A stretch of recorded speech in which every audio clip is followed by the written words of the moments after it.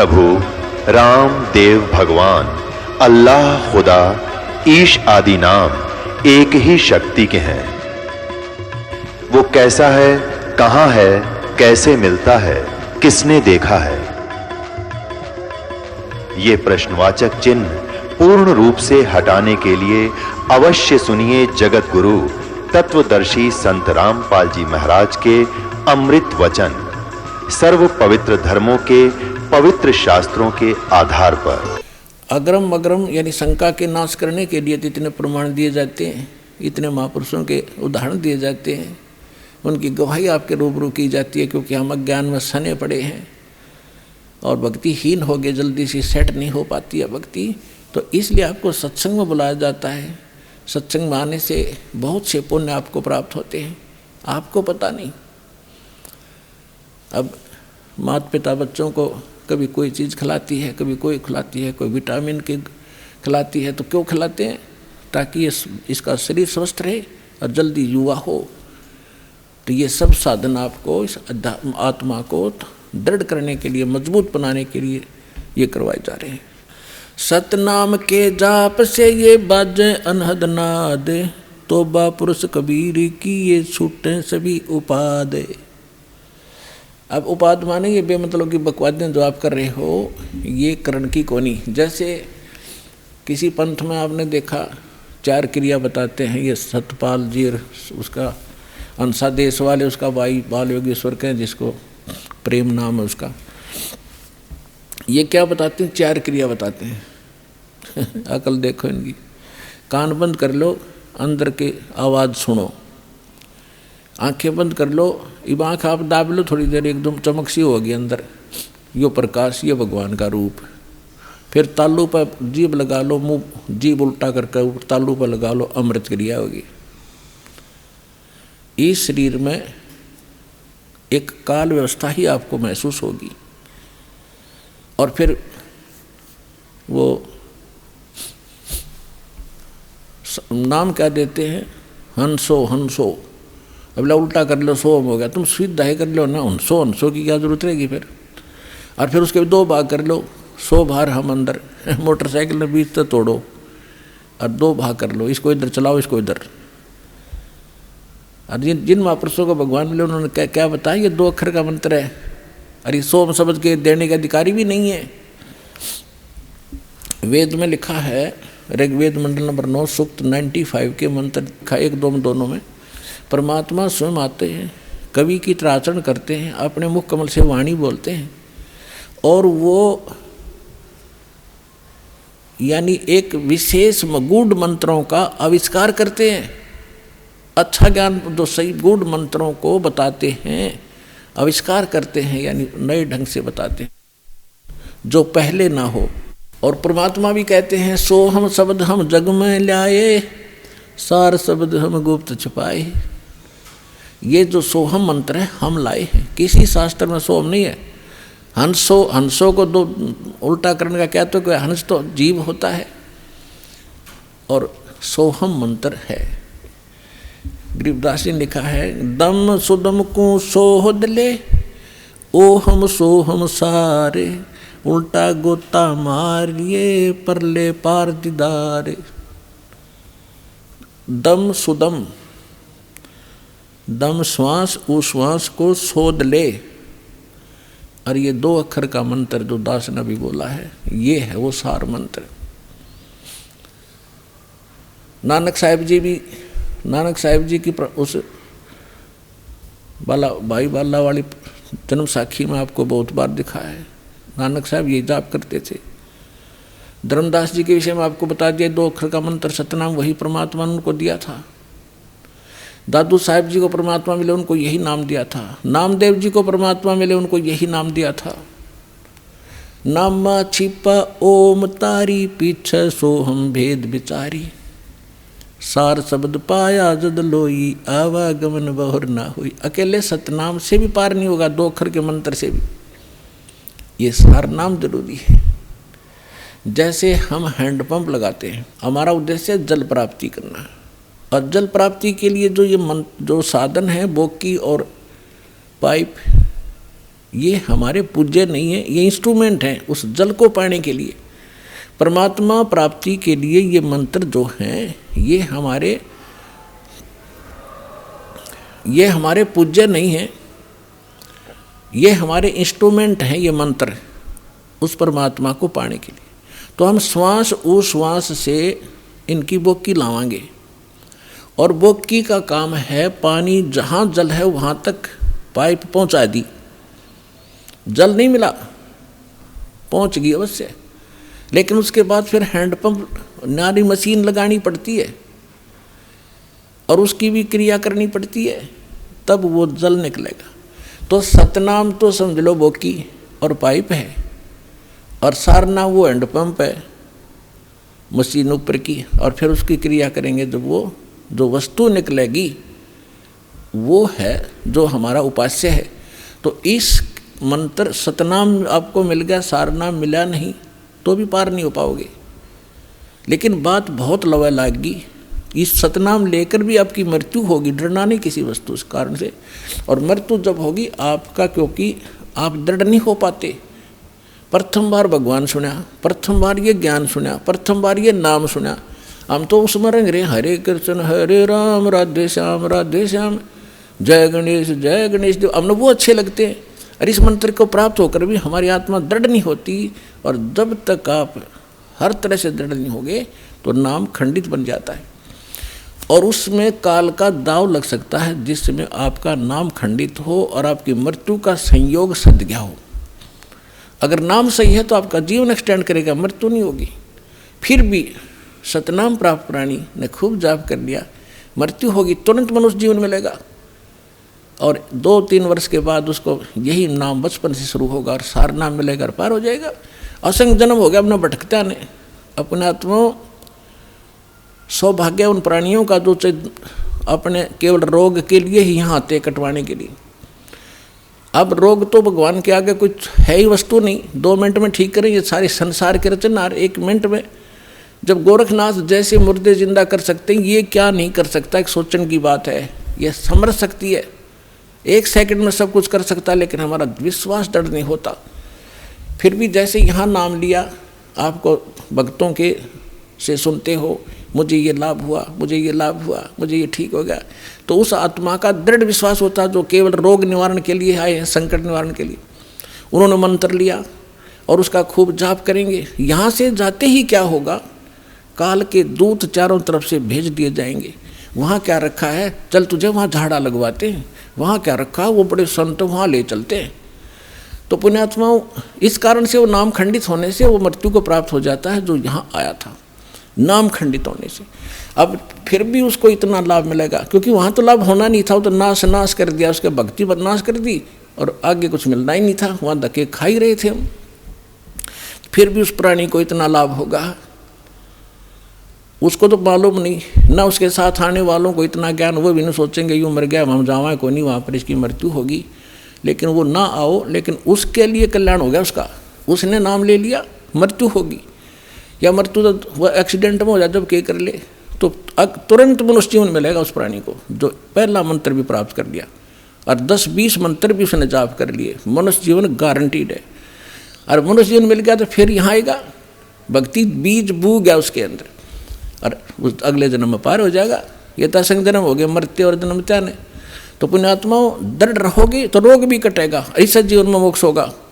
और कारण यह है कि अभी हमारी संख्या कम है, काल से प्रेरित, अज्ञान से प्रेरित जनता घनी है, वो आपके नामों को खंडित करवाए बिना छोड़ती नहीं। लेकिन फिर भी दास की कोशिश है कि ज्ञान इतना दृढ़ कर दूं आपको कि डगमग ना हो सको, तो जल्दी काम बन जाएगा।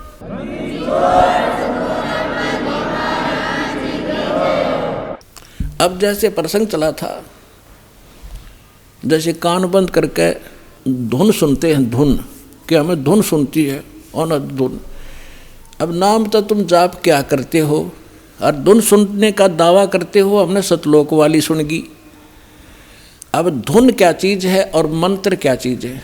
जैसे एक ढोल होता, ढोलक, ढोलक के बजाने का एक विशेष डंडा सा होते हैं, छोटे छोटे डंड की ही, और उनको ही लगाने से, बजाने से उसकी वो वही आवाज़ निकलती है जो ढोलकी होनी चाहिए, और उस ढोलक के उन विशेष डंडियों की बजाय अगर जूते निकाल के मारने लग जाओगे उनकी भी आवाज़ आवेगी, लेकिन वो विशेष डंडी वाली नहीं आवेगी। वो सुर में सुर नहीं मिला सकती उस बाजे उन औरों के साथ, तो वो व्यर्थ है, उसको भगा दिया जाएगा। क्या बकवास कर रहा है तू, तेरा सुर में सुर नहीं मिल रहा। तो जो ये नाम जाप करते हैं काल के, धुन सुनते हैं इसमें, तो वो ढोल का जूत्या वाली आवाज़ सुन रही है उनको, वो आवाज़ भी ना सुने जो वास्तविक सुननी चाहिए।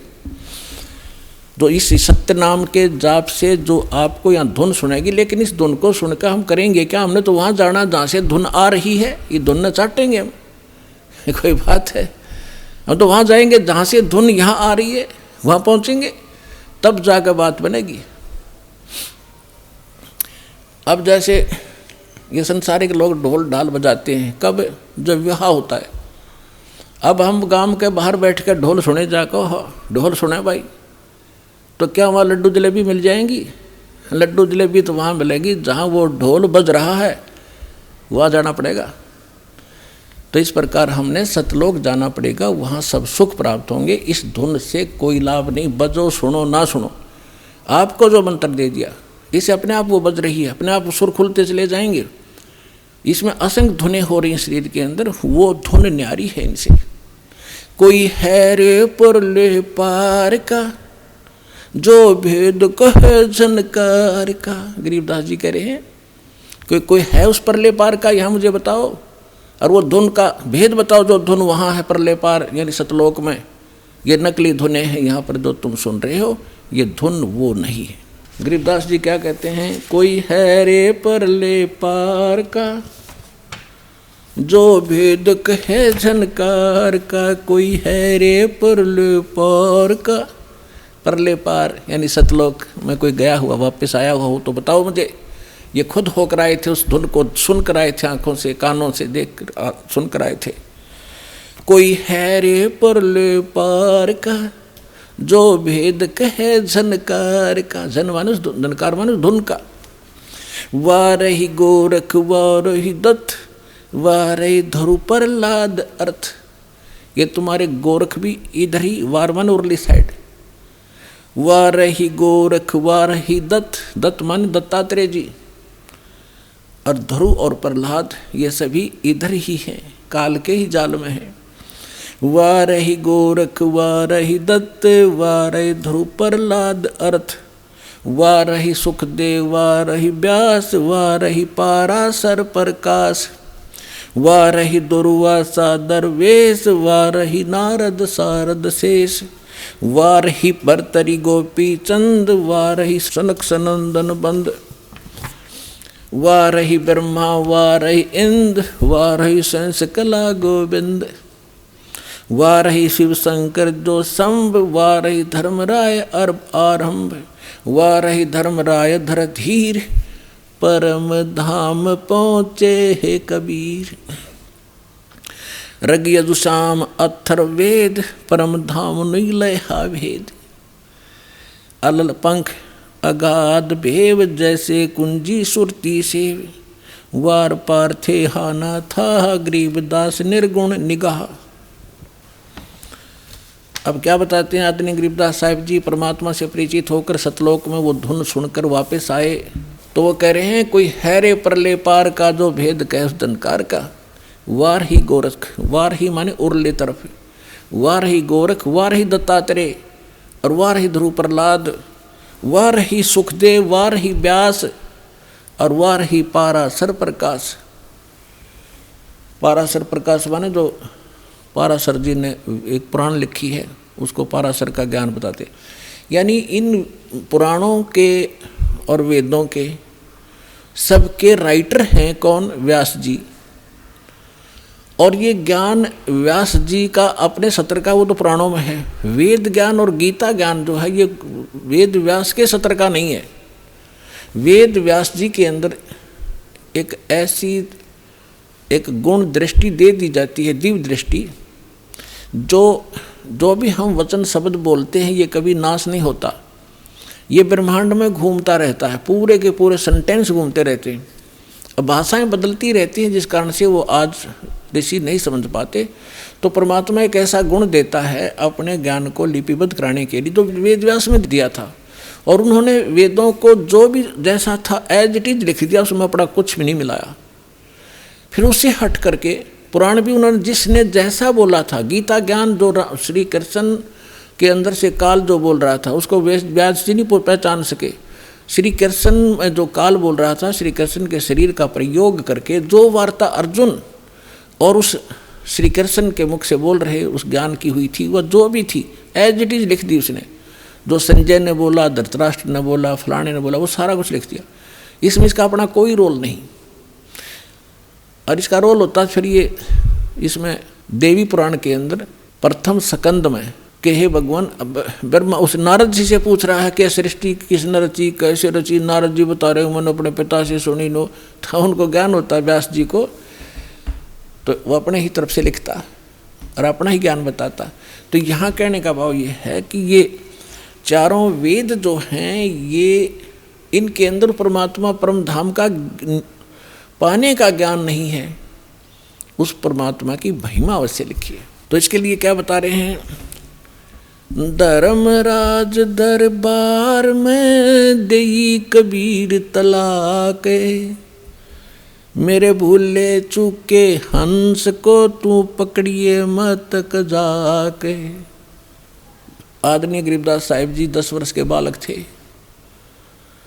अपने ही खेतों में अपने ही गऊओं को चरा रहे थे, उसके साथ और भी बहुत से उनके कुछ नौकर, क्योंकि गरीबदास जी के जो पिताजी थे बहुत बड़े किसान थे, लगभग 1300-1400 एकड़ ज़मीन थी।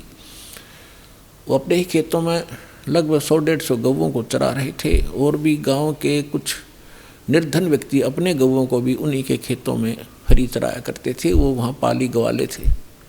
तो सतलोक से परमात्मा आए एक जिंदा महात्मा के रूप में, और उस गरीबदास जी को वहाँ एक कुंवारी गाय का दूध निकाला, परमात्मा ने कुंवारी गाय का दूध पिया, गरीबदास जी को मंत्र दिया प्रथम और वो दूध पिलाया। उसके बाद गरीबदास जी को लेकर के उनकी आत्मा को ऊपर ब्रह्मांड सब दिखाकर, ब्रह्मा विष्णु महेश धर्मराज का सब दिखा करके सचखंड ले गए। पीछे से संत आदरणीय गरीबदास साहिब जी 10 वर्ष के बालक को मृत जानकर चिता पर रख दिया था, अंतिम संस्कार करने वाले थे। उसी समय परमात्मा ने आत्मा को ऊपर से पूर्ण रूप परिचित करा के, सारा ज्ञान दिखा के, अपनी समर्थता से परिचित करा के वापस छोड़ दिया। तब उस 10 वर्ष के बालक ने उठकर जो आंखों देखा परमात्मा की महिमा गाई, वो इस प्रकार है। गरीबदास साहिब जी बता रहे हैं कि जब मुझे परमात्मा यहाँ से लेकर गए, यहाँ के धर्मराज जो चीफ जस्टिस ऑफ वन ब्रह्मांड, एक ब्रह्मांड का जो चीफ जस्टिस है, जिसके सामने किसी की पार हिम्मत नहीं जाने की, उसके दरबार में जाकर के परमात्मा जब पहुँचे, अपने आत्माओं आप जी तो अभी बालक हो जाते मार्ग के, आपने तो अटपट सुन रखी है नकली संतों की, और अब आपको ज्ञान सुन पता चलेगा। जैसे आप जी को एक अमेरिका की भविष्यवक्ता, अमेरिका की फ्लोरेंस की भविष्यवाणी सुनाई थी पिछले सत्संग में, और उसने क्या बताया है कि उस संत के ऊपर नक्षत्र से एक प्रकाश आ रहा लगातार, उसकी किरणें उसके मत्थे पर निरंतर बरस रही है। तो यह शक्ति सतलोक से सतपुरुष की, कबीर भगवान की दास के पास आ रही है, और उसी से दास आपको कनेक्शन दे रहा है, ये रियल पावर मिल रही है आपको। फिर वो क्या बताती है कि उसका चेहरा जब मैं देखती हूँ जैसे उसके चारों तरफ सूर्य उदय हो रहे हों। इस शरीर के अंदर एक और बॉडी है, जिन भी महापुरुषों को लेकर गए उनके इस यहाँ की बॉडी यहीं छोड़ गए, अंदर ऐसा ही शरीर है, वो ओरिजिनल यानी तो भक्ति से संग्रहित, भक्ति से चार्जड है वो। तो जैसे सर्प कांचली छोड़ देता है, अपने ऊपर की कैंचली त्याग जाता है, वह सर्प जैसी होती है, लेकिन वो सर्प न्यारा है। ऐसे ही शरीर के अंदर ओरिजिनल जो बॉडी है वो अलग है, और उसका प्रकाश फिर उस सूक्ष्म शरीर से बाहर झलकता है। इसके बारे में गरीबदास जी कहते हैं, देही को सतगुरु कहें, ये सब धुंधर ज्ञाने, चार दाग आता नहीं, वाको सतगुरु जाने। इस शरीर की इस बॉडी को सतगुरु जो मान रहे हैं वो तो अभी बालक है। इसके अंदर जो और शरीर युक्त वो सतगुरु है। वो वो मरता नहीं कभी। चार प्रकार के दाग हैं। अंतिम संस्कार 4 प्रकार से किया जा रहा अपने यहाँ पर। एक तो दफना देते हैं, मिट्टी में गाड़ देते हैं ईसाई और मुसलमान भाई, और हिंदू और सिख संस्कार कर देते हैं। कुछ ऐसे हैं जो जल प्रवाह कर देते हैं उसको, मच्छी कीड़े मकोड़े खाकर उसके शरीर को दबा देंगी। और कुछ क्या करते हैं, एक मचान बना देते हैं ऊंचा, उस 100 को उस पर डाल देते हैं, पशु पक्षी ऊपर के पक्षी आदि खा लेते हैं। तो 4 प्रकार से अंतिम संस्कार यानी दाग दिया जाता है। तो परमात्मा कहते हैं, गरीबदास साहिब जी कहते हैं, इस देही को सतगुरु कहें, ये सब धुंधर ज्ञान, और 4 दाग आता नहीं, वाको सतगुरु जान। तो यहाँ क्या बता रहे हैं कि परमात्मा जब ऊपर लेकर गए गरीबदास जी को, तो परमेश्वर के शरीर से वहाँ जब उसने देखा ऐसी चमक थी, और धर्मराज अपनी सिंहासन पर विराजमान था, न्यायाधीश। परमात्मा वहाँ प्रवेश किया, एकदम वो कुर्सी छोड़ कर खड़ा हो गया, सिंहासन छोड़ कर, और ऐसे जैसे एक उच्च अधिकारी के सामने बहुत निम्न सत्र का अधिकारी करबद्ध होकर के सावधान हो जाता है। धर्मराय दरबार में, और वो डांट लगाता है उच्च अधिकारी छोटे अधिकारी को, अपना आदेश देता है अपनी लैंग्वेज में, और वो सब स्वीकार्य करता है, जो एक शिष्टाचार होता है। तो क्या कहते हैं, धर्मराज दरबार में देई कबीर तलाक, मेरे भूले चूके हंस को तू पकड़िए मत कजाक। है जिस धर्मराज के सामने ब्रह्मा विष्णु महेश की हिम्मत नहीं जाके को अपशब्द बोल दे, ये तो आप यहीं देख लो, अपने चीफ जस्टिस के सामने प्रधानमंत्री की हिम्मत नहीं उसको जाके कुछ वहाँ, और उसके सामने भी प्रधानमंत्री खड़ा नहीं होगा, प्रधानमंत्री के सामने भी सिंहासन नहीं छोड़ेगा चीफ जस्टिस। हाँ, राष्ट्रपति जब जाएगा उसने पद छोड़ना पड़ेगा राष्ट्रपति के लिए, हमारे राष्ट्रपति इतने सर्वमान्य होते। इसी प्रकार जब धर्मराज ने देखा कि राष्ट्रपति आगे यानी पूरी विश्व के मालिक एकदम कुर्सी छोड़कर खड़े हो गए, परमात्मा क्या कहने लगे, धर्मराज दरबार में देई कबीर तलाक, मेरे भूले चूके हंस को तू पकड़िए मत कजाक। कि मेरा हंस, और गलती से नाम भी त्याग दिया हो, गलती से ना ध्यान रहा हो, जानबूझ कर बकवाद करे, उसका तो माफ़ी है नहीं। और किसी कारण से भी आपको ने नाम ले रखा है और आपका ना ध्यान रहा, फिर छोड़ छाड़ गए कुछ दिन, तो जब आपकी मृत्यु होगी तो परमात्मा कहते हैं आपको वहाँ ले जाया जाएगा धर्मराज के पास। तो क्या कहते हैं, आपने जो 2-4 साल भक्ति कर ली, 2-4 वर्ष संत दास के यथार्थ नाम की, तो इन सभी मंत्रों का जो जाप आप कर रहे हो शरीर के अंदर, ब्रह्मा जी, विष्णु जी, शिव जी, गणेश जी, दुर्गा जी का, इनकी बहुत सी भक्ति संग्रहित हो जाती है, क्योंकि ये बहुत गजब का मंत्र है। इसके आधार से फिर आपको कोई किसी को विष्णु जी के लोक में कुछ दिन जाना पड़ेगा, वहाँ पर पुण्य खत्म करोगे, फिर वहाँ से पुण्य खत्म होते ही आपको ब्रह्मा जी के लोक में भेज देंगे, वहाँ देवता बन करोगे, फिर विष्णु जी के लोक में, फिर शिव जी के लोक में, अपनी सारी पूंजी नाश करके, और फिर नरक लोक में। अब परमात्मा कहते हैं शिव ब्रह्मा, ये आगे बताऊंगा फिर। तो वहाँ जब धर्मदास जी को परमात्मा धर्मराज के दरबार में धमका रहे थे कि मेरे भूले चूके हंस को भी तो पकड़िए मत कजाक, खबरदार मेरे हंस को तूने, जिसने न्यू कह दिया कि मैं कबीर साहब का उपदेश ले रखा था, और आपको पता ही होगा वो कौन सा नाम जाप कर रहा है, उसकी भक्ति से पता लग जाएगा, तो उसको पकड़ना नहीं। धर्मराज क्या कहते हैं, बोले पुरुष कबीर से धर्मराय कर जोड़े, तुमरे हंस को पकड़ूं नहीं मन 2 ही लाख करोड़े।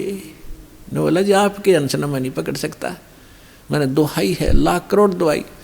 फिर क्या बताता, अपनी व्यवस्था, अपनी मजबूरी बता रहा है कि यहाँ का विधान है, जैसा कर्म जिसने किया है वो भोगना पड़ेगा। अब मेरे वो कागजों में होगा। तो यहाँ तो परमात्मा इस लिखत का हिसाब चलता है, जैसने जैसा कर्म किया वो भोगना पड़ेगा। आपकी शरण माने से पहले उस प्राणी ने जो आपसे बिछुड़ गया, उसके पाप भी होंगे, पुण्य भी होंगे, तो मुझे तो दोनों का ही दंड देना पड़ेगा। तो परमात्मा क्या कहते हैं, मदहारी जारी नरा और भांग तमाखू खाही, यानी पहले कितनी गलती कर रखी है इसने। मद आहारी शराब पीने वाले, यानी और भी बहुत सी गलतियां जो कर दी हों, तमाकू भांग खाते हों, और पर्दा राग पर घर तकें, दूसरे की पत्नी में पूरी नीयत रखते हैं, दूसरे के घर को तकते हैं, यानी चोरी दाव लगाते हैं, उनको पकड़ूं के नहीं। आपकी शरण माने से पहले जिन्होंने जो गलतियां ये कर रखी हैं दाता, उनको पकड़ूं के नहीं।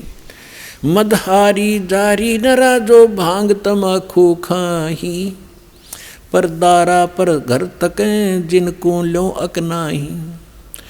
धर्मराय विनती करे सुनियो पुरुष कबीर, हे भगवान कबीर सुनियो, जिनको तो पकड़ने पड़ेंगे और जड़नी पड़े जंजीर।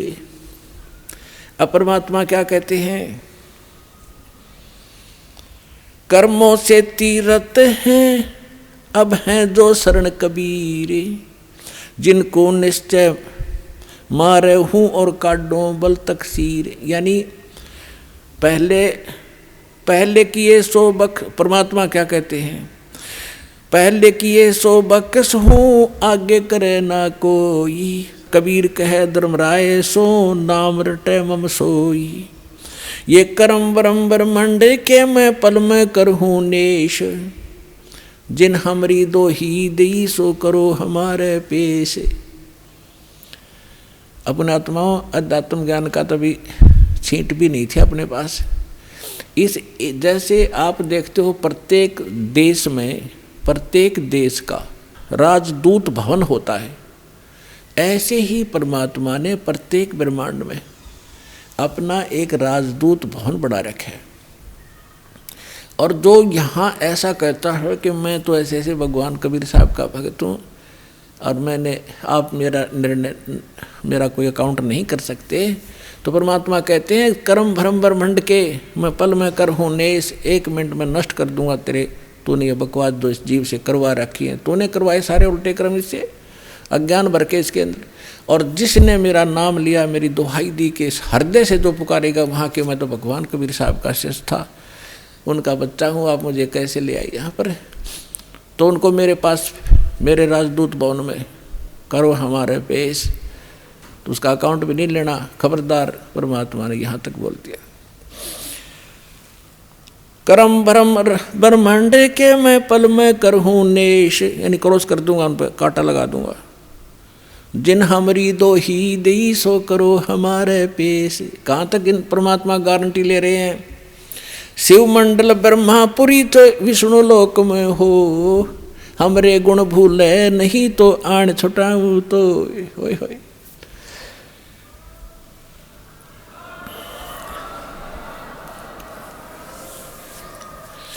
पुण्यात्माओं, आप ऐसे समर्थ की शरण में आगे हो, आपका कोई कुछ नहीं बिगाड़ पाएगा, लेकिन आप सावधानी बरतना, दृढ़ रहना, संसार के इस बहाव में बहना नहीं। तो कितनी गारंटी दे रहे परमात्मा। जैसे दास बहुत बार बताता है, शिव मंडल ब्रह्मापुरी में कौन जाओगा, वो भोला जाएगा जिसने 1-2 वर्ष 4 वर्ष या नाम लेकर सारी साधना कर ली, वो उसका पुण्य इकट्ठा हो गया प्रत्येक मंत्रों का। अब वो फिर उसको काल कैसे ठगेगा, विष्णु लोक में जाएगा, विष्णु जी के मंत्र आपको दिए जाते हैं, इतना गजब का मंत्र है। एक का मंत्र का घना लाभ रहता है, 108 डेली करते हो, तो वहाँ जाके विष्णु के लोक में आपका अलग से व्यवस्था की जाएगी। इतने धनी हो गए आप इस मंत्र से। और विष्णु के लोक में देवता बन जाओगे, रेस्ट हाउस में, वहाँ रेस्टोरेंट बना रखा है जैसे स्वर्ग के इसका, वहाँ रहोगे और जेब कटेगी आपकी। और आपका वहाँ ये गुण याद आ जाए कि हम तो गलती कर गए, हमने तो पूंजी अपनी खराब नहीं करनी थी, हमने तो इस सतलोक जाना था, या गलती बन गई। कहते वहाँ भी अगर हृदय से पुकारेगा दो व्यक्ति, जो गुरुद्रोही ना हुआ हो। गुरुद्रोही वो होता है नाम भी छोड़ जा और गुरु जी की निंदा करता अंडे जगह जगह घूमे, वो उसका तो नाश परमानेंट हो गया, वो तो खत्म सदा के लिए, कभी मनुष्य जीवन भी नहीं पाएगा आगे से, बहुत युगों तक। और जो वैसे अनजानपने में या गफलत काल करवाई देता कोई ना कोई, वो व्यक्ति और वहाँ जाके इस ज्ञान से उसको जरूर आभास होगा कि हमने तो वहाँ जाना था और यहाँ हम के बन गए। पुण्यात्माओं, आप देखना, मन की बकवाद है चाहे आप प्रधानमंत्री बन जाइयो, फिर भी आत्मा भूखी नजर आओगी आपको कि कोई और वस्तु और है जो इसे हटकर भी चाहिए हमें। तो वहाँ जाकर के वो आभास होगा कि हमने तो वहाँ जाना था और ये तो हमने ये सुविधाएं तो प्राप्त नहीं करनी थी, ये तो हमारा नाश हो रहा है। कहते वहाँ भी तो हृदय से पुकारेगा परमात्मा, कबीर जी हे सतगुरु गलती बन गई मुझ नीचे, छुटवाओ मुझे। कहते शिव मंडल ब्रह्मापुरी चे विष्णु लोक में हो, हमरे गुण भूला नहीं तो आण छुटा होता है। तुझे वहाँ से छुटवा लाऊंगा और फिर पुनः जैसे ही भक्ति युग चल रहा होगा तो पुनर्जन्म जो आ देंगे, और भक्ति युग समाप्त होने के बाद तो फिर बात गड़बड़ हो जाती है उसको भी। लेकिन जैसे फिर भी मालिक ने छुटा लिया, कहाँ रखेंगे? राजदूत भवन में रखेंगे, और वहाँ आपकी पूंजी को नाश नहीं होने देंगे, क्योंकि वहाँ भगवान के दरबार का, भगवान से फ्री सारा वस्तु मिलेगी आपको। लेकिन फिर आपको पुनः फिर जन्म दे देना पड़ेगा,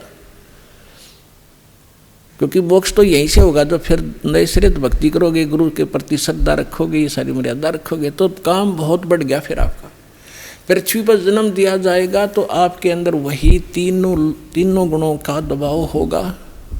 आपके साथ इतने गजब के पुण्य होंगे, आप पूरी पृथ्वी के राजा बन जाओगे, राजा बनोगे।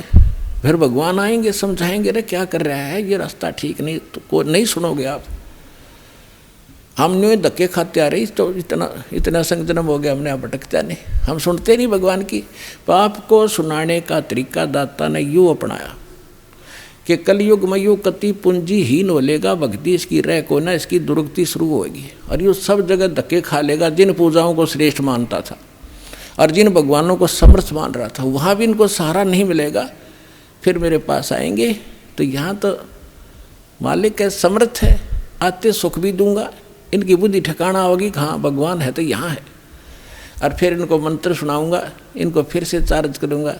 लेकिन पुण्यात्मा, वो समय घना बढ़ा दिया आपने, तो यह गलती इब का ना करियो।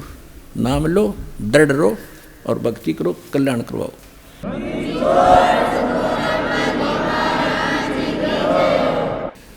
परम पिता परमात्मा पूर्ण ब्रह्म सर्व सृष्टि रचनहार कबीर देव कबीर परमेश्वर जी की असीम रजा से आप चंद पुण्यात्माएं परमात्मा की महिमा सुनने के लिए उपस्थित हुए। जिन पुण्यात्माओं पर परमात्मा की विशेष रजा होती है, उन्हीं को इतना समय मिलता है, अन्यथा ये काल भगवान इस प्राणी को अपने जाल में ऐसे तरीके से फंसा चुका है कि इस जीव को मृत्यु तक ये आभास नहीं होता कि मैं कर क्या रहा हूँ, मुझे करना क्या चाहिए था। जिस संपत्ति को मैं जोड़ रहा हूँ, जिस परिवार को मैं अपना मान बैठा हूँ, जिस स्थान को मैं अपना समझता हूँ, इसमें मैं रहूँगा कितने दिन। फिर हमारा एक ऐसा समाज बना दिया, हम उस परंपरा को देखकर संतुष्ट हो जाते हैं कि ये सबके साथ ऐसा ही हो रहा है, मृत्यु हो जाती है, कभी भी मर जाते हैं, कोई बात नहीं, कोई बात नहीं, चलेगा, क्योंकि हमारे पास कोई विकल्प नहीं था। अब परमात्मा स्वयं आए, यथार्थ ज्ञान हमें बताया तो हमारी कुछ आंखें खुली, क्योंकि ज्ञान से ही एक सतर्कता आती है, ज्ञान से ही रुचि बनती है, ज्ञान से ही दिशा बदलती है। और ज्ञान अधिकारी के मुख से उच्चरित होगा तो वो असर भी करता है। यहाँ पर लाखों की संख्या में ऐसे श्रद्धालु हैं जो शराब पीते थे, तम्बाकू सेवन करते थे, बीड़ी सिगरेट हुक्का के माध्यम से, और वो नहीं छोड़ पाते थे। ये शिक्षा माता पिता और भी सभ्य समाज के लोग कहा करते हैं कि भी शराब नहीं पीनी चाहिए, तम्बाकू नहीं पीना चाहिए, अच्छी बात नहीं, लेकिन वो खुद भी पी रहे होते हैं। तो कहने का तात्पर्य है कि इस काल भगवान, ये काल भगवान, ये ब्रह्म ज्योत स्वरूपी निरंजन, जिसको ऋषि महर्षि ब्रह्म कहा करते थे, और वो ब्रह्म साधना करके अपने आप को सबसे सुपीरियर माना करते थे,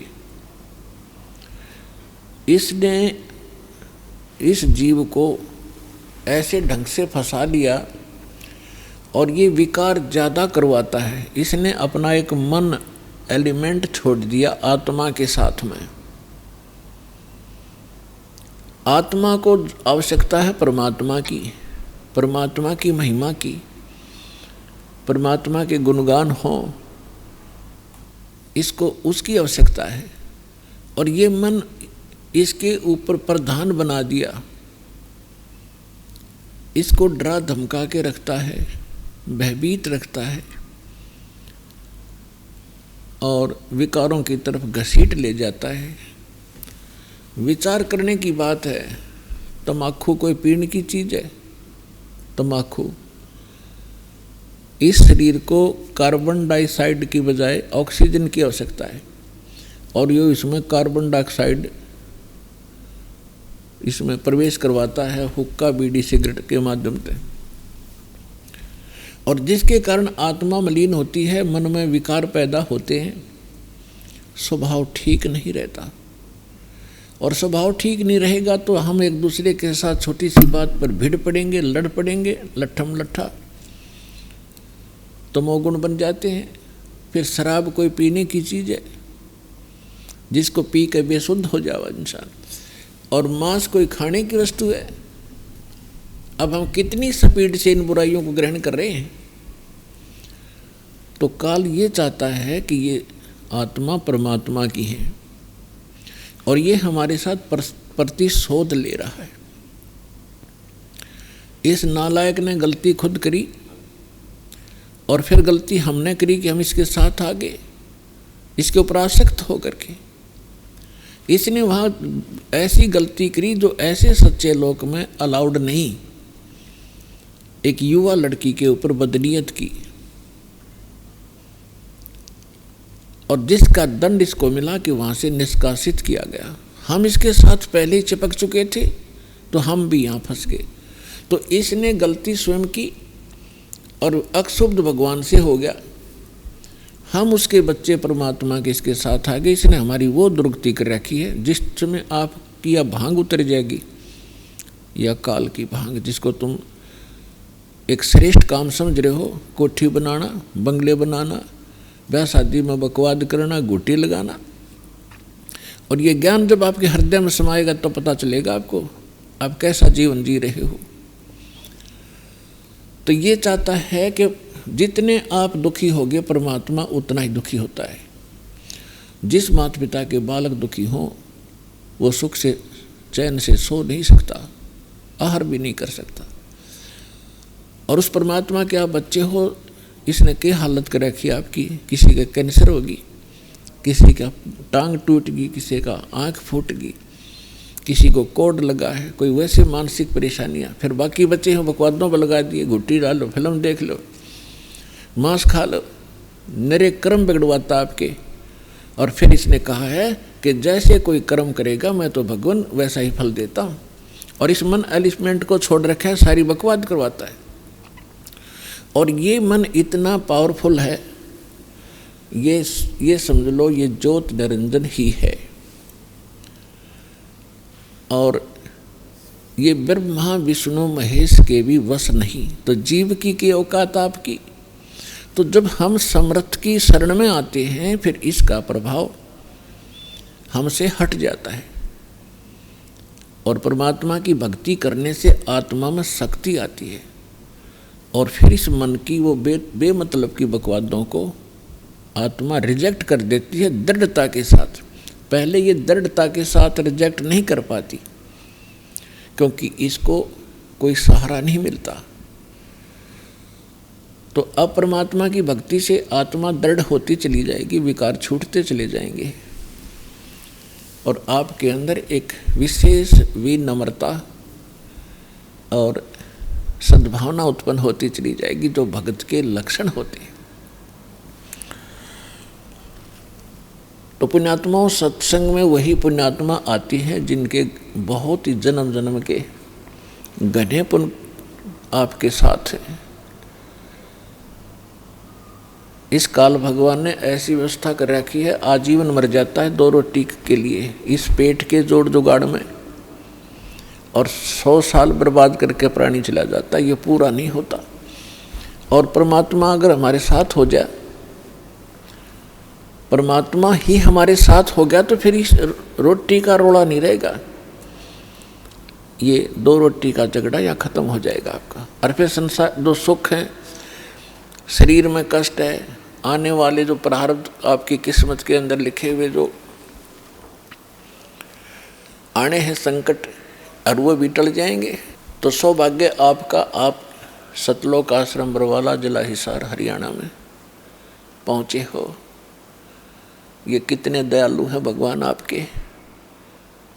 ये वो परमात्मा हैं जिसमें ये सर्वगुण संपन्न हैं, विद्यमान हैं। तुमेव माता च पिता तुमेव बंधु च सखा तुमेव विद्या च द्रविणम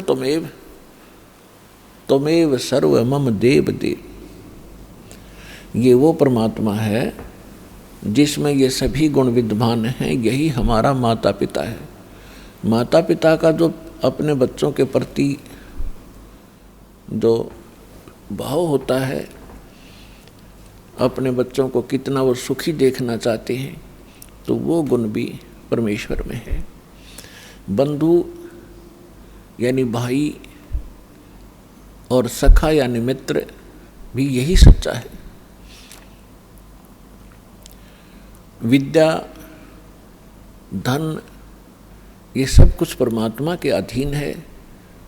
और इस परमात्मा से संपर्क होने के बाद ये समस्या खत्म हो जाएगी। आपको बुद्धि भी देगा, आपको यहाँ गुजारे लायक या माया भी देगा। अपने आत्माओं, हम अध्यात्म ज्ञान से हम पूर्ण रूप से अपरिचित थे। हम लोक वेद दंत कथा सुन सुनकर उसी पर आसक्त हो गए थे, उसी ज्ञान को अंतिम मान लिया था। जो भी जिस धर्म मजहब या ग्रुप या पंथ में जुड़ा है, और उसका एक बहुत बड़ा दायरा होता है। हम उस दायरे में रहकर केवल वही विचार विमर्श करते रहते हैं, उन्हीं परंपराओं का निर्वाह करते रहते हैं, जिस कारण से हमें कोई ऑब्जेक्शन नहीं होता कि जो हम कर रहे हैं ये गलत भी होगा। और गलत और ठीक का ज्ञान सत्संग से होता है। सत्संग स्वयं परमात्मा ही कर सकते हैं। 3 लोक और भवन चतुर्दश कोई नहीं सत्संगी। 3 लोक और भवन चतुर्दश कोई नहीं सत्संगी। गरीबदास जी ने कहा है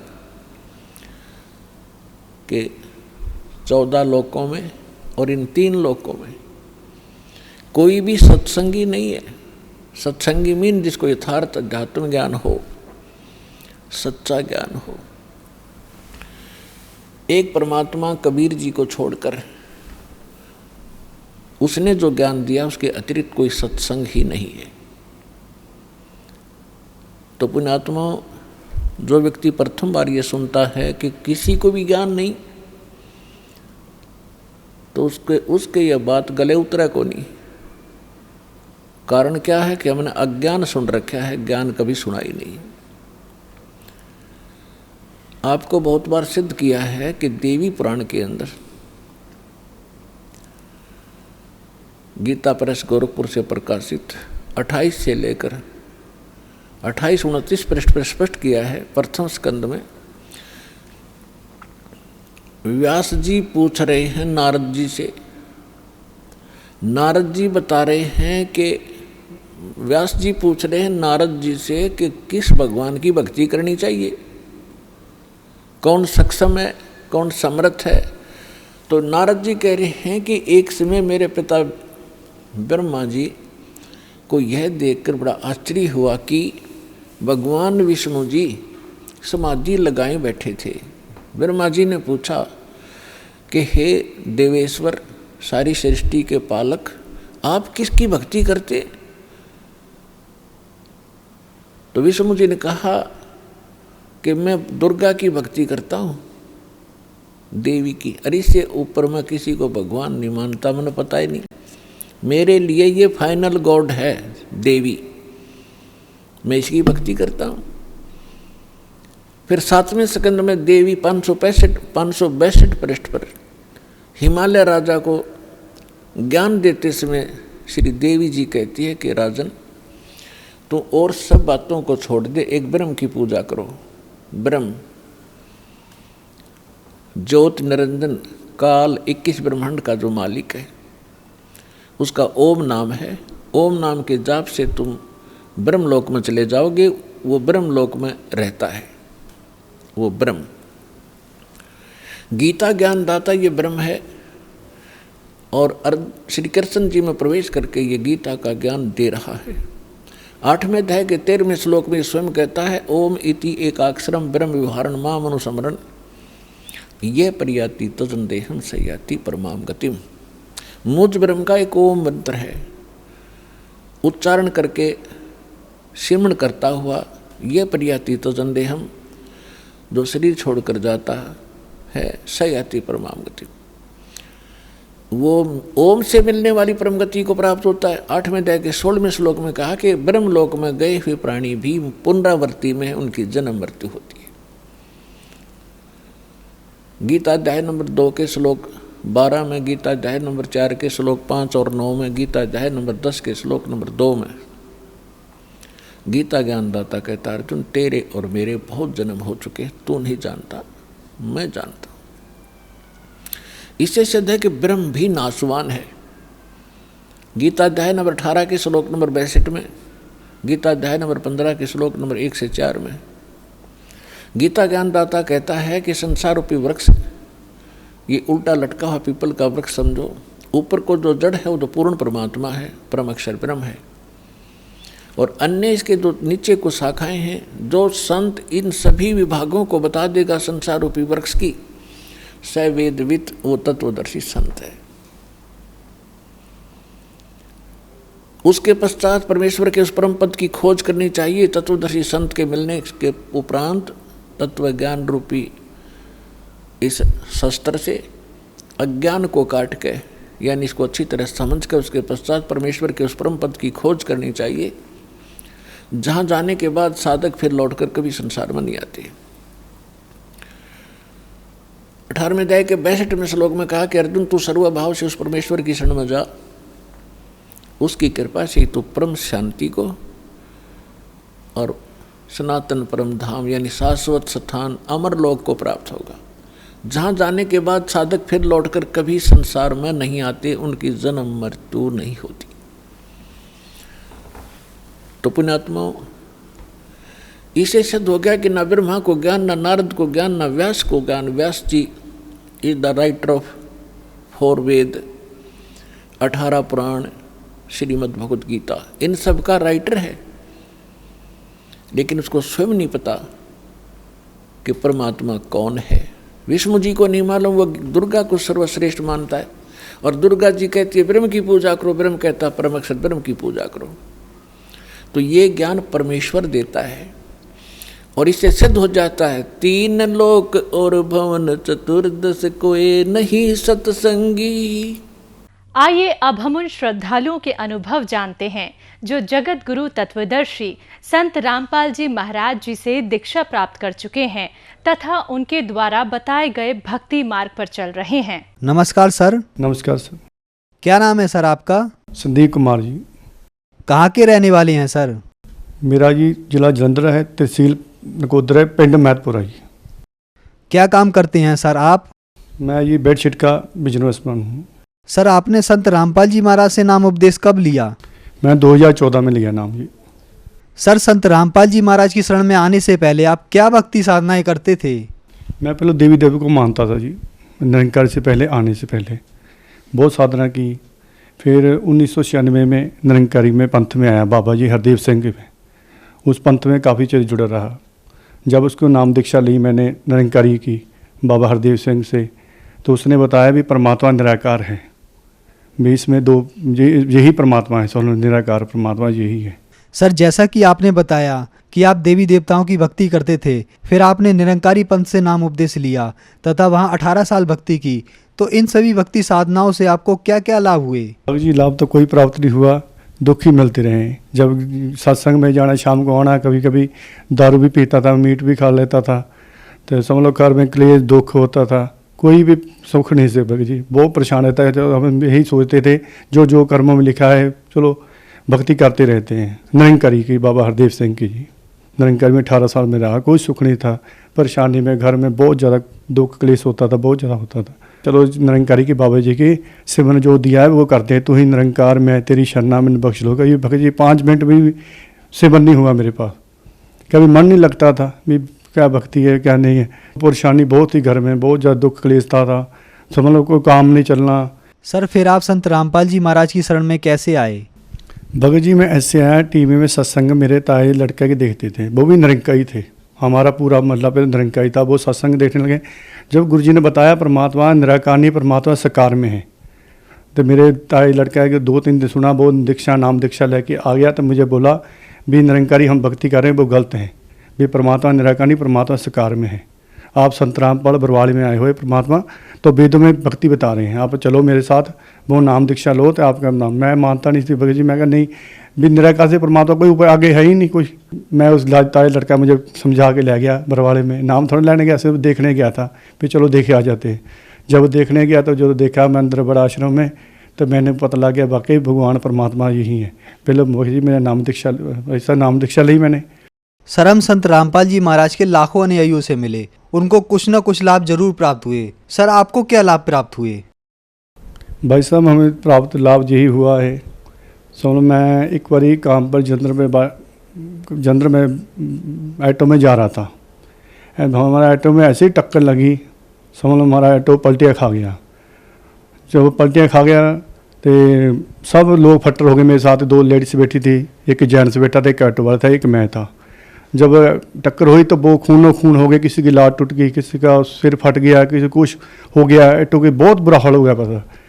तो जो देखा मैंने, जो मेरी आँख खुली, मैंने मालिक परमात्मा बंदी छोड़ सतगुरु रामपाल जी ने मुझे खरोच तक नहीं आई थी, वो मेरे पैरों में रो रहे थे, तड़फ रहे थे सारे। जब मैंने सोचा यार मुझे चोट नहीं, जब मैंने पता लग गया भी परमात्मा बंदी छोड़ सतगुरु रामपाल जी कहते हैं जो मेरा नाम लेता है, मेरी मर्यादा में रहता है, उससे कोई हानि नहीं हो सकती। जब मैंने वो उस दिन मेरा पता लग गया वाकई ये परमात्मा। जब मैं परमात्मा की शरण में ना होता तो आज मेरा यही हाल होता लोगों जैसा, जैसा ऐसे इनका हुआ है। भगत जी सबसे बड़ा यही लाभ हुआ। दूसरा लाभ भगत जी ये हुआ भाई साहब, तो मेरा भाई 10 साल का रोग था पेशाब का, पेशाब में बड़ी परेशानी होती थी उसको, इतनी परेशानी हुई थी। मैं एक दिन काम पे चल गया, उसको ना उसका 2 नालियों में पेशाब में 2 सुराख थे। जब मैं काम पे आया तो बहुत तड़फ रहा था, स्किन करा बैठा था। तो मैंने पूछा भी भाई क्या प्रॉब्लम है? कहता मेरा भाई पेशाब रुक गया है, परसों मेरा ऑपरेशन है। मैंने उससे पाला भी परमात्मा ने नाम दीक्षा लाया, तेरा बिन ऑपरेशन से परमात्मा ठीक करेंगे तुझे, ये मुझे गारंटी है। वो कहना भाई बहुत कहना मेरा पेशाब बंद है, मेरा बहुत बुरा हाल है। मैं कहा तू नाम दीक्षा लाया तो परमात्मा ठीक करेंगे, तेरा पैसा ही बचेगा, चलो तो ये शरीर सुख भी होगा, तू फायदा किया, तू ऑपरेशन भी कराएगा, तू पैसा भी लगेगा, परेशान होगा, तो कोई नाम लिख दे मेरे गुरु से। तो वो कहने लगा चल ठीक है भाई मैं नाम लूँगा, तो आप जो करना करो। मैंने भाई साहब प्रार्थना लवाई फिर आसार में मैंने बोला भाई साहब, मैं नाम लिया, मेरे भाई ने नाम ले लिया। उसको पेशाब की प्रॉब्लम बहुत ज़्यादा, तो उसके 2 पेशाब नाली सुराख है। तो भाई साहब उन्होंने क्या है भी आप इसको अमृत जल दे दो परमात्मा का, भी इससे वचन ले लो, इसका वचन ले लो इसको, तो भी परमात्मा को मीट अंडा शराब कोई नहीं खाएगा तो परमात्मा दया करेंगे। मैंने भगत जी चलो ये अमृत जल दिया, परमात्मा जोत लाया। परमात्मा बड़े विश्वास से मैं संत रामपाल से मैंने बोला, संत रामपाल परमात्मा भी मेरी तेरे हाथ इज्जत, मैंने बड़े विश्वास से कह दिया भी परमात्मा मेरे ठीक करेंगे संत रामपाल जी। वो कहना चलो ये उधर आदेश आया परमात्मा, उसके बाद ही 5 मिनट में भगत जी भाई साहब वो ना पेशाब खुल के आ गया, उसका पेशाब भी खुल के आ गया, पत्थरी के टोटे निकल आए। जब मेरे पास भागा आए, भाई जी मुझे परमात्मा ने ठीक कर दिया, संत रामपाल ने ठीक कर दिया, संत रामपाल ठीक कर दिया। तो मेरा बुआ निकल गया, मैं कैसे ठीक हो गया? तो हाँ कहना देख, कहता भाई नीचे चल मेरे साथ ऊपर। कोठे में देखा भगत जी भाई साहब टोटे पेशाब के पड़े थे, पत्थरी के पत्थरी टोटे पड़े थे। मैंने देखा, मैंने इतना रोया है बंदी छोड़ कबीर साहब परमात्मा भी तू ही ठीक कर सकता, और कोई नहीं कर सकता ये विश्व जी। तो हमारे मल्ले वाले सारे देख के परेशान, बाकी भी हैरान हो गए भी ठीक कैसे हो गया, ये तो बहुत बड़ा रोग था, 2 सुराख थे पेशाब की नालियों में, ये कैसे ठीक हो गया? तो मैंने कहा मेरे परमात्मा बंदी छोड़ सतगुरु रामपाल जी ने ठीक किया है, मुझे विश्वास है परमात्मा ठीक है। चलो जी चलो वो कहने लगा, मैंने भाई से बोला परसों ऑपरेशन है, हम डॉक्टर के पास चलते हैं। डॉक्टर को बताते हैं बाहर डॉक्टर बुला लेंगे तो हमें पैसे देने पड़ेंगे, जो डॉक्टर लगा देते हैं। मैं डॉक्टर के पास गया, हमारे मैथपुर पिंड डॉक्टर संदोख है ही, तो उसको मैं बोला भी डॉक्टर साहब कहता भी तेरा ऑपरेशन था परसों है, तू आज क्या लेने आ गया? मैंने बोला भाई सर भी डॉक्टर साहब इसने ऑपरेशन नहीं कराना। कहता क्यों भी? मैं कहा इसने मेरे परमात्मा ठीक कर दिया। कहता कैसे ठीक कर गया? तो उसने पहले ना इसे 2 सुराख है पेशाब में, तो ये तो मर जाएगा। मैं कहा नहीं मेरे परमात्मा ठीक। वो भी मेरा भाई था, वो भी बोलने लगा मैं ठीक हूँ बिल्कुल डॉक्टर साहब, मेरे पेशाब के टोटे निकला है बिल्कुल, मैं पत्थरी के टोटे निकला है, मैं बिल्कुल ठीक हूँ। तो डॉक्टर कहना चल मैं ऐसे नहीं मानता हूँ, स्किन करा दो डॉक्टर साहब। वो पहले स्किन में आए थे, सुराख आए थे, जब दूजी की उसके सुराख ही नहीं थे। वो डॉक्टर खुद परेशान हो गया, यार कैसे ठीक हुआ है, किसने ठीक किया? मैंने कहा मेरे परमात्मा संत रामपाल ने, परमात्मा ने ठीक किया है मुझे। भगत जी सबसे बड़ा ये लाभ हुआ। हाँ मेरी भाभी थी, वो नाम दीक्षा ने मेरे भाई को लेने देती थी। जब मैंने नाम चलो इसको परमात्मा दवाई देना, मैं कहा वो मुझे बोलेगी आन के भी तूने क्यों नाम दवा दिया ऐसा? तो भाई साहब वो बोलने लगी भी आपने बहुत अच्छा किया। वो बहुत खुश हुई भी वाकई हमारे मल्ले सारे इकट्ठे होकर देखने लगे या वाकई परमात्मा आया, संत रामपाल जी परमात्मा के रूप में आए हुए हैं। भगत जी वो बिल्कुल ठीक हुआ, नाम दीक्षा लिया उसने। संत रामपाल जी शरण में आने से अब सब नशा मेरा छूट गया। मैंने मीट भी मेरे खाता था, चलो ड्रिंक भी लगाता था मैं। जो संत रामपाल शरण में आया अब भक्ति में मन भी लग रहा, नशा भी छूट गया, यार दोस्त मेरे ऐसे थे वो भी छूट गए। अब परमात्मा की दीक्षा में शरण में आ गया हूँ। सर जो श्रद्धालु आपको देख रहे हैं उनको आप क्या संदेश देना चाहते हैं? ऐसा मैं देश तो नहीं दे सकता हूँ, एक प्रार्थना कर सकता हूँ भी संत रामपाल परमात्मा के हिसाब से रूप में धरती पे आ चुके हैं, इसके जल्दी में जल्दी शरण में आए और नाम दीक्षा लें। सर संत रामपाल जी महाराज से नाम दीक्षा कैसे ली जा सकती है? भाई साहब जी सत्संग में हर टीवी पे चैनल में सत्संग परमात्मा गा रहे हैं संत रामपाल के, उस पर पीली पट्टी आ रही है, उसमें फ़ोन नंबर लिखे हैं। बाकी जगह जगह नाम सेंटर हैं, वहाँ आन के फ़ोन करके अपने नाम दीक्षा ले सकते हैं। जल्दी जल्दी परमात्मा संत रामपाल की शरण में आए, अपना कल्याण कराएं। धन्यवाद सर। धन्यवाद।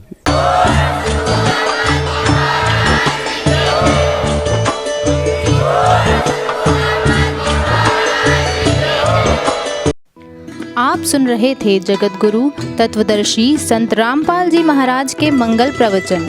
अधिक जानकारी के लिए संपर्क करें।